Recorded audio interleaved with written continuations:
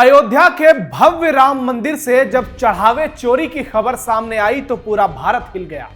जिस राम मंदिर के लिए 500 सालों का कठोर संघर्ष हुआ, रामलला की जिस जन्मभूमि के लिए लाखों हिंदुओं ने बलिदान दिया, जिस मंदिर के लिए हजारों कार सेवकों का त्याग, तप और संपूर्ण समर्पण देखने को मिला और जिसके चलते पूरी दुनिया ने इतिहास बनते देखा, आज उसी राम मंदिर के भीतर राम भक्ति की आड़ में कुछ राक्षसों ने ऐसा घटिया खेल खेला कि अरबों राम भक्तों के पैरों तले जमीन खिसक गई। आज राम मंदिर में चढ़ावे की चोरी को लेकर पूरे देश में भयंकर बवाल मचा है और लगातार इसमें जो अपडेट सामने आ रही है वो देखकर, वो सुनकर हर कोई स्तब्ध है। राजनीति अपने चरम पर पहुंच चुकी है और हर दिन ऐसे खुलासे हो रहे हैं जिसे सुनकर यकीन करना मुश्किल हो रहा है कि किसी का स्वार्थ इस कदर गिर सकता है कि वो मर्यादा पुरुषोत्तम भगवान श्री राम के अरबों भक्तों की भावनाओं के साथ इतना बड़ा खिलवाड़ कर सकता है। रामलला की नगरी अयोध्या की पावन धरती से उठे चढ़ावा चोरी नाम के इस तूफान ने ऐसी सनसनी मचाई है कि पूरा भारत इस वक्त स्तब्ध है। दावा ऐसा कि आपके होश उड़ जाएंगे और लग ऐसा रहा है कि चोरी का मामला कुछ करोड़ तक सीमित रहने वाला नहीं है, यह कई 100 करोड़ को पार कर देगा और आने वाले दिनों में यह भारत की राजनीति का भी सबसे बड़ा मुद्दा साबित होगा। नमस्कार, टर्निंग पॉइंट देख रहे हैं आप। मैं हूं नवेंदु और आज के इस वीडियो में बात करेंगे अयोध्या के भव्य दिव्य राम मंदिर में चोरी की घटना को लेकर।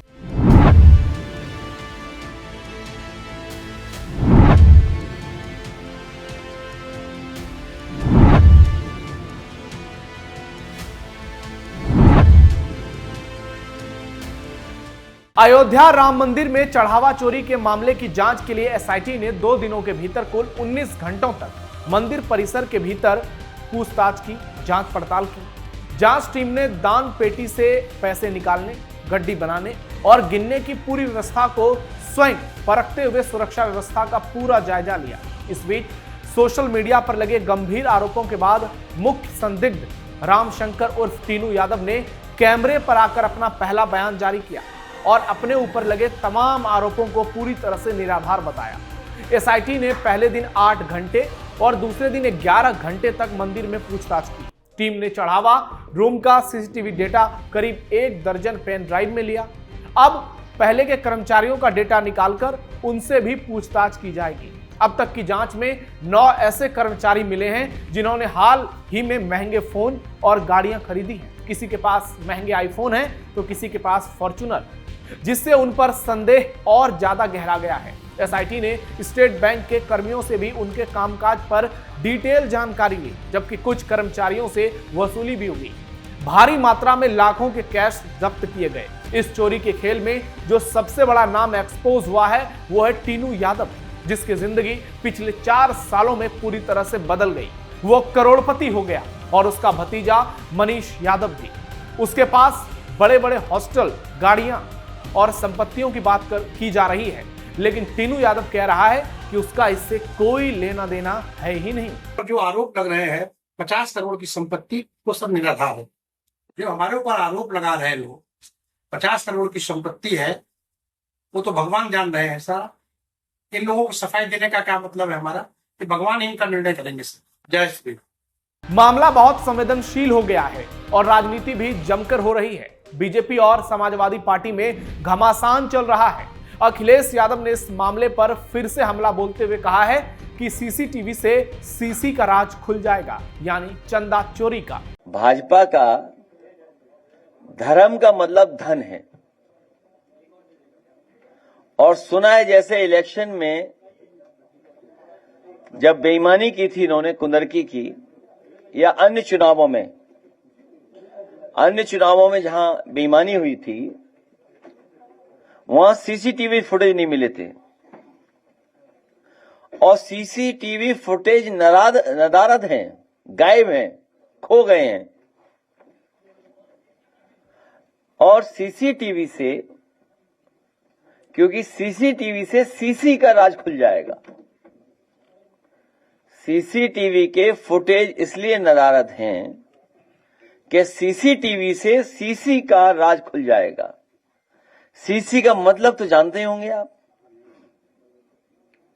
चढ़ावा चोरी, चंदा चोरी। मामला अयोध्या के राम मंदिर से जुड़ा है, लेकिन इस बीच बावरी की भी एंट्री हो गई।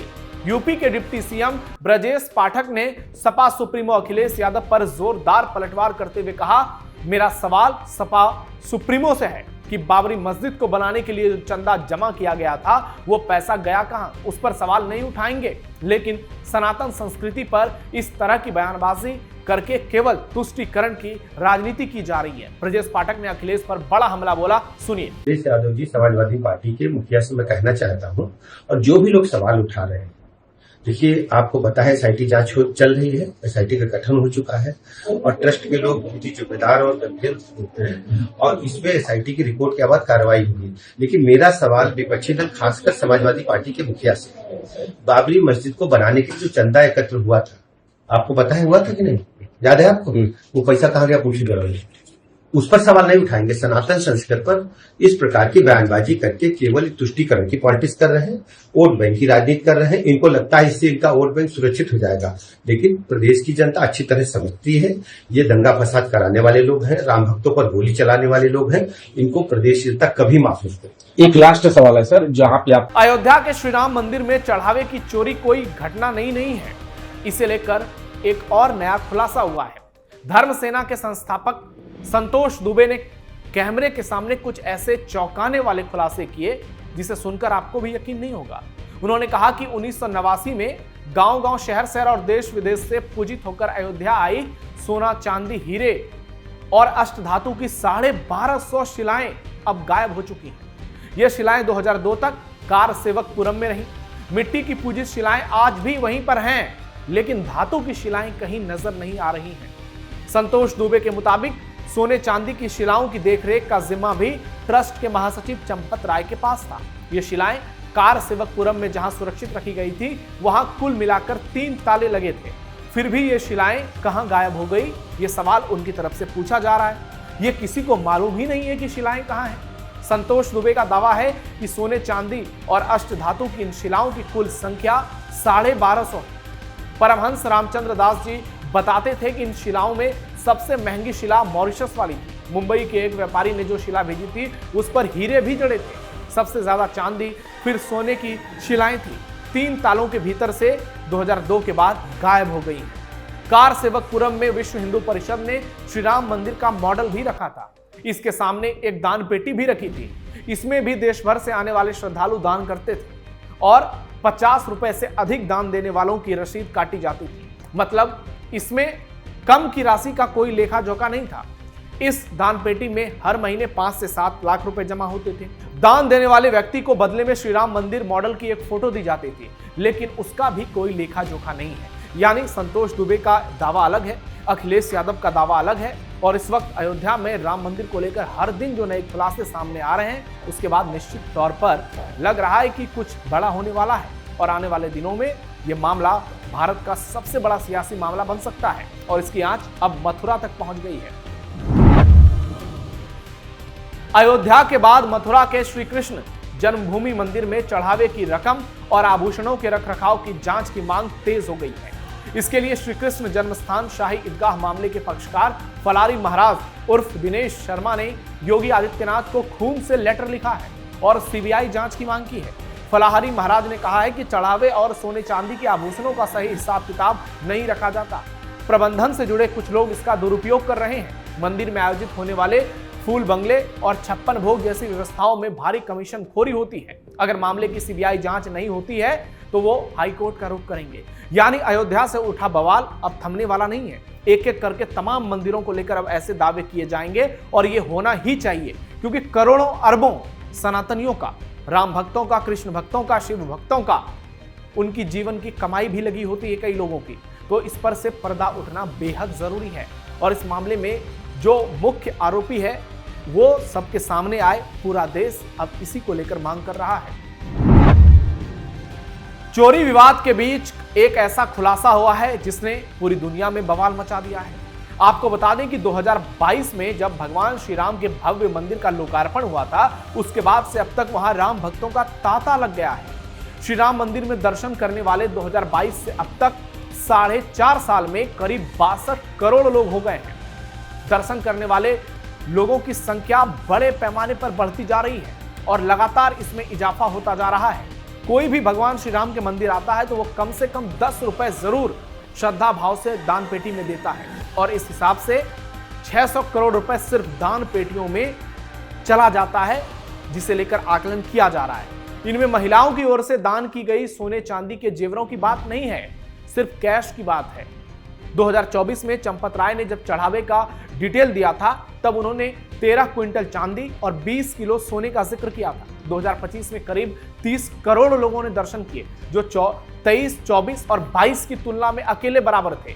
इस हिसाब से 2025 में करीब 300 करोड़ का चढ़ावा आना चाहिए, जबकि 1 अप्रैल 2025 से 28 फरवरी 2026 का जो रिकॉर्ड ट्रस्ट ने 21 मार्च की बैठक में पेश किया, उसमें सिर्फ 54 करोड़ रुपए दिखाए गए थे। अब अगर 2026 की बात करें तो जनवरी से 15 जून तक लगभग 7 करोड़ लोग राम मंदिर में दर्शन कर चुके हैं और इस साल के खत्म होते होते ये आंकड़ा जो है वो और ज्यादा बड़ी संख्या में आगे आएगा। यानी आप देखिएगा बहुत जल्द 100 करोड़ का आंकड़ा भी पार हो जाएगा। अयोध्या में जिस तरह से भगवान श्री राम के भक्तों का जनसैलाब नजर आ रहा है, लेकिन इस बीच कुल मिलाकर चोरी विवाद ने इस वक्त पूरे देश में सनसनी मचा दी है और इस पर राजनीति भी जमकर हो रही है। एक तरफ अखिलेश यादव है, एक तरफ बीजेपी है और वार पलटवार का भी दौर जबरदस्त तरीके से देखने को मिल रहा है। लेकिन सबसे बड़ा सवाल यही है, आखिर कब तक बड़ी मछली एसआईटी के हाथ लगेगी? आपकी राय क्या है? कमेंट बॉक्स में जरूर बताइए। हमारे वीडियो को लाइक कीजिए, शेयर कीजिए और कैपिटल टीवी को सब्सक्राइब जरूर कीजिए।